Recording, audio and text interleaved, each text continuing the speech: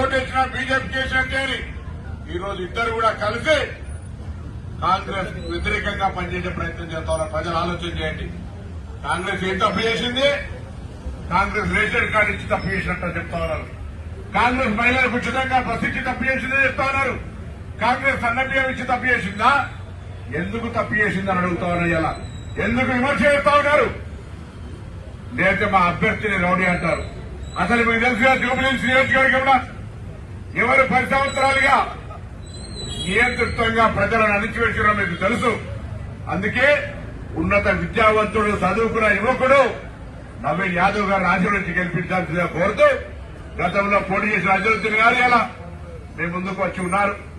అందరం కలిసి గౌరవ ముఖ్యమంత్రి రేవంత్ రెడ్డి గారు కేబినెట్ మొత్తంగా మరి నవీన్ యాదవ్ అండగా ఉంటుంది. జూబ్లీహిల్స్ అభివృద్ధిని ఆకాంక్షించి ఈ ఉప ఎన్నికల్లో కాంగ్రెస్ ని గెలిపేయండి.